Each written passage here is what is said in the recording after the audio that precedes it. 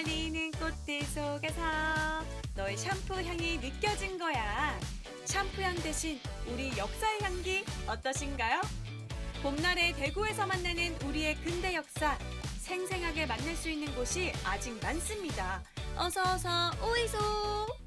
여러분, 제가 준비한 안녕 우리 동네 대구 1편 마지막으로 찾은 이곳은요, 대구 역사탐방 코스에서 꼭 둘러봐야 할 명소라고 해서 제가 찾아왔는데요. 이번에도 해주사 선생님과 함께 할게요. 선생님 안녕하세요. 예, 안녕하세요. 선생님, 제가 오늘 대구를요, 진짜 이곳 저곳 돌아오면서 네. 저뿐만 아니라 네. 아마 프로그램을 보시는 시청자 여러분도 이 대구의 매력에 흠뻑 빠지셨을 것 같은데 네. 마지막 그 정점을 찍을 장소 제가 찾아왔습니다. 여기 네. 어딘가요? 여기는 대구를 대표하는 역사관 오신 걸 환영합니다. 감사합니다. 네, 이 건물이 1932년엔 조선식산은행 또 대구지점으로 이용됐다가 54년도에는 산업은행 대구지점으로 이용됐었잖아요. 네. 그만큼 이 의미가 깊은데 건물 외형도 조금 독특해요. 건물도 보시는 것처럼 굉장히 이국적이기도 한데요. 이 건축 양식은요, 수직과 수평을 굉장히 중요시 여겼던 독일의 르네상스 건축 양식입니다. 이 건물 외형만 보면은 정말로 이 르네상스 건축물이 정말 딱 감상하기 너무 좋은 것 같은데요. 이 내부는 어떨지 더 궁금합니다. 선생님, 설명 좀 더 해주실 수 있을까요? 당연하죠. 들어가셔서 제가 더 재밌게 설명해 드리도록 네. 하겠습니다. 대구의 근현대사를 한눈에 조명할 수 있는 역사관은요, 지난 2011년 문을 열었습니다. 지금 화면 보시면서 역사관 건물 매우 고풍스럽다 이렇게 느끼시는 분들 많으실 것 같은데요. 딩동댕 맞습니다. 관광객분들이 오시면 꼭 여기 건물 앞에서 사진을 찍고 가신다고 합니다. 차가워. 선생님. 네. 정말 차가운 기운이 느껴질 정도로 네. 약간 웅장하기도 하고 이 문이 뭔가요?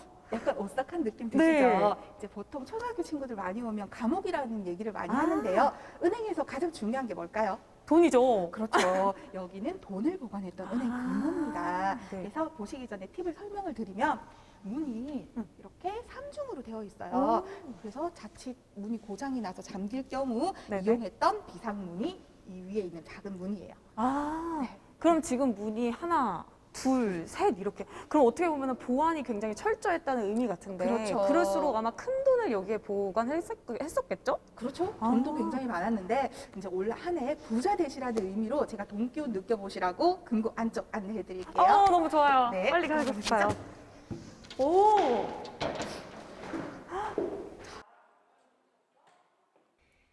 역사관이 들어선 건물은 1932년 건립된 조선식산은행 대구지점으로 훗날 산업은행 지점으로 이용된 근대 문화유산인데요. 선생님, 제가 리빙TV 자칭 똑똑이 리포터예요. 네. 제가 아는 걸 하나 발견했는데 네. 제가 여러분께도 퀴즈를 하나 내겠습니다. 여러분, 경상감염이 뭘까요? 아마 경상감염은 아마 경상도를 관할하던 관청인데 맞죠, 선생님? 맞습니다. 역시. 아니, 여기 바로 경상감염 모형이 딱 있어요, 선생님. 네, 그래서 제가 아는 여기. 걸 발견하고 너무 반가웠는데 좀 더 자세한 설명을 드릴 수 있을까요? 네, 이 앞에 모형을 보시면요, 굉장히 많은 건물들이 나와 있는데요. 지금은 이 많은 건물들 거의 다 사라지고 공원에는 딱 두 채의 건물만 남아 있습니다. 현재 대구시 유형문화재 1호인 선화당과 대구시 유형문화재 2호인 징천각이 남아 있습니다. 공원에 가시면 좀 더 자세히 보실 수가 있으세요. 네. 선생님, 제가 네. 들어보니까 네. 다 사라지고 딱 두 채만 남았다고 했는데 네. 왜 사라졌는지는 좀 알 수 있을까요? 경상감령이라고 하는 거는 경상도를 관할했던 관청인데요. 네. 일본의 침략 음. 때문에 거의 다 소실이 되고요. 현재 두 건물 남아있는 것조차 그 당시에는 일본이 관공서로 썼던 건물입니다. 네.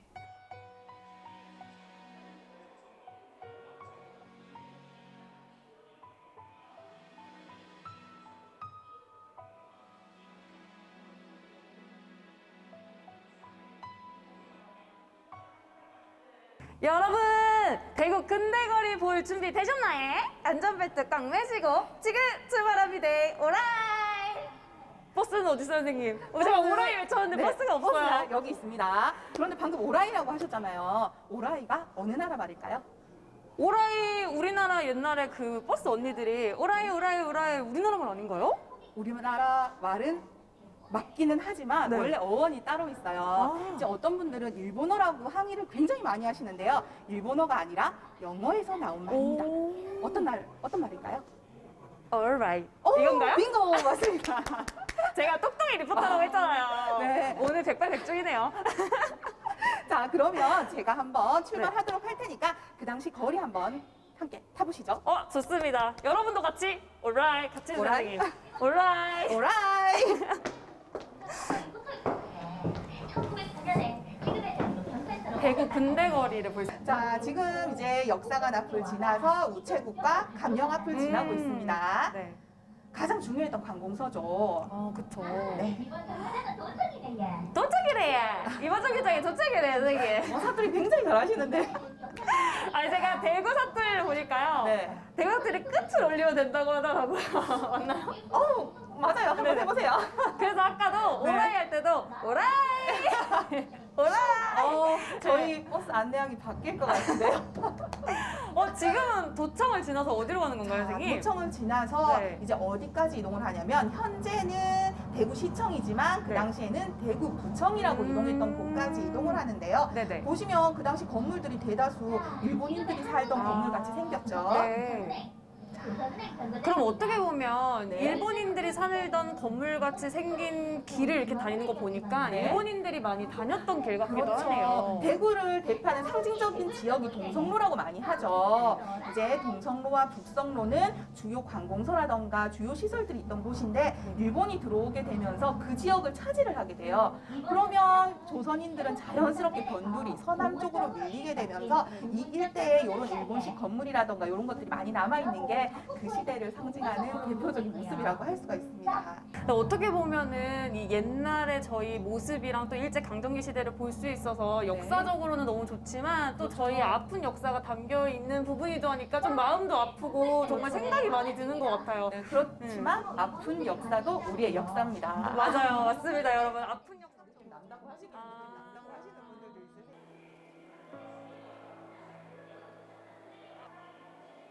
역사적 고비마다 언제나 함께 들었던 이야기는 남녀노소 가리지 않고 함께했던 백성들의 희생이었는데요.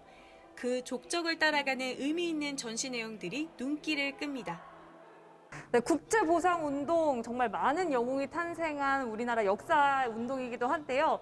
저희 고등학교 때 선생님 네. 꼭 시험에 나오는 그 운동, 국제보상운동이잖아요. 네, 설명 좀 맞습니다. 부탁드립니다. 네, 국채라는 건 나라의 빚을 얘기합니다. 네. 나라의 빚을 갚기 위해서 벌어졌던 운동인데요. 이게 나라에서 주도가 됐던 게 아니라 대구 시민들이 주도가 됐던 최초의 운동이라고 볼 수가 있습니다. 당시 일본에 의해서 강제적으로 떠안기게 된 빚을 이제 갚기 위해서 대구 시민들이 금도 팔고 담배도 끊고 술도 끊으면서 시작했던 운동인데요. 최초로 시작했던 게 바로 대구 남자들이 3달 동안 담배를 끊어서 빚 갚자 금연운동으로 시작이 돼요. 그 당시의 빚은 1,300만 환, 지금 돈으로 환산을 하면 3,300억 원이에요. 그런데 대구 남자들이 3달 동안 담배를 끊어서 이 빚을 갚을 수가 있을까요? 아니요. 그렇죠. 그런데 왜 하필 담배를 끊는 금연운동으로 시작을 했냐면 네. 일본 상인들이 조선 땅에서 가장 많은 돈을 벌어갈 수 있었던 상품이 바로 담배였었어요. 몸에도 해롭고 일본의 배를 불려주는 이 비싼 담배부터 끊자라는 취지로 시작을 했었고요. 전국적으로 이제 신문에 많은 기사들이 이제 배포가 되면서 그래서 다른 지역에 사는 사람들이 나는 담배를 안 피니까 술이라도 좀 끊어보자. 아녀자들은 장신구와 그리고 반찬 가지수를 좀 줄이자. 이런 취지로 시작을 했지만 이 빚은 갚지는 못합니다. 하지만 우리 국민들의 어떤 단결성과 애국심을 보여주는 상징적인 운동이었었고요. IMF 금융위기 때 우리 뭐 했었죠? 저희도 기금을 모았죠. 금을 모았죠. 그렇죠. 그 운동의 효시가 됐던 게 바로 대구에서 일어났던 국채보상운동입니다. 일제강점기의 독립운동, 그리고 그 이후 일어난 민주운동까지 지금 우리가 누리는 모든 자유의 시작이 이곳에 담겨 있는 것 같네요.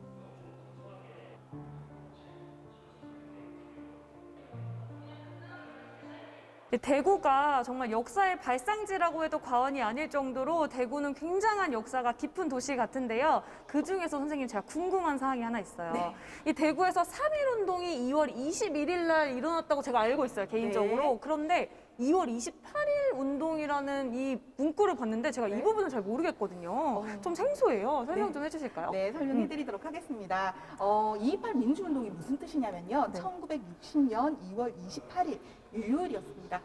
일요일인데 대구 시내 안쪽에 있는 몇몇 고등학생들이 주체가 돼서 일어났던 운동입니다. 3월 15일 날 있을 정부 부통령 선거를 앞두고 민주당이 이곳 대구에서 강연회를 열던 날이었었습니다.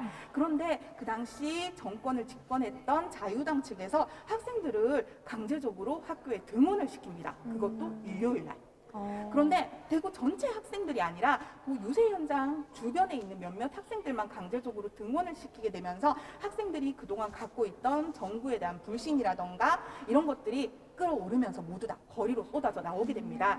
그러다 보니까 학생들을 막기 위해서 공권력이 투입이 되게 되고 학생들과의 마찰을 빚게 되는데 사망자는 단 한 명도 나오지 않았지만 많은 부상자들이 나오게 되면서 대구 시민들이 학생들을 옮겨주고 치료해주고 또 숨겨줬다고 해요. 그럼에도 불구하고 200여 명의 학생들이 경찰서로 연행이 되게 되면서 이제 일파만파 퍼지게 되죠. 우리가 익히 알고 있는 이 3.15 선거 같은 경우 부정선거라고 얘기를 많이 네. 하죠. 그러다 보니까 후에 마산의거라던가 4.19 의거에 도화선이 됐던 게 대구에서 일어났던 2.28 민주운동이라고 합니다. 대한제국 마지막 군주인 순종 황제, 대구를 방문했던 헬렌 켈러와 마릴린 먼로의 흔적까지 우리가 알지 못했던 대구의 근현대사 속을 거닐 수 있는 대구의 역사관입니다. 그 예쁘고 아름다운 여성 또는 부자만 이용할 수 있었다는 인력거 제가 드디어 눈으로 봤습니다, 선생님. 정말 눈앞에서 보니까 실감이 안 나요. 저 처음 보거든요. 그렇죠. 이제 다들 소품이라고 생각을 하시는데 지금 보시고 있는 이 인력거 같은 경우는요. 그 당시 대구 시내를 누비고 다녔던 대표적인 인력거인데요. 저희가 소장하는 유물 중에서 가장 자랑하고 싶은 유물 중에 하나입니다. 그럼 어떻게 보면 인력거라고 하면은 아마 저희 국민들 생각에서는 그냥 교통수단 이렇게만 생각하실 수도 있을 것 같은데 네. 사실은 인력거에도 좀 깊은 역사와 연관 있는 이야기가 좀 있을 것 같아요. 그렇죠. 이제 우리 문학 작품에도 인력거가 나오기도 하지만 초반에 인력거 같은 경우는요, 우리 국민들을 핍박하기 위한 도구가 아니라 일본 상인들이 조선 땅에서 돈을 벌어가기 위한 수단으로 가지고 왔었어요. 그런데 워낙 획기적이다 보니까 너도 나도 할 것 없이 일본에서 인력거를 많이 가지고 들어오게 됩니다. 인력거 회사가 많아지고 규모가 커지다 보니까 조선인들이 밥벌이 수단으로서 취직하게 된 게 인력거 회사였었고요. 그렇게 인력거를 끌고 다니면서 이제 돈도 벌었지만 어쩔 수 없이 핍박이라던가 이런 것도 많이 당하기도 했었죠. 우리가 조금 전에 탔던 버스 생각나세요? 네네네. 무슨 버스였죠? 사명 부영. 부영버스. 자, 이제 부영버스 네, 부영버스. 나오기 전까지 이용했던 교통수단이 바로 인력거였었어요. 당시 인력거 같은 경우는요, 분에 5정거장을 이용하는데 30전 내외의 돈을 받게 됩니다. 그런데 뜬금없이 버스가 다니게 되고요. 이 버스 요금은 거리 제한 두지 않고 6전의 돈을 받게 돼요. 어떻게 됐을까요, 인력거는? 없어졌겠죠. 그렇죠. 예. 비싼 인력거를 이용하는 사람들이 없어지게 되면서 이제 인력거는 서서히 사라지게 되는데 초반에는 인력거꾼들이 협회를 만들어서 자신들의 생계를 보장하라는 이런 항의도 굉장히 많이 했지만 자연스럽게 없어지게 됩니다.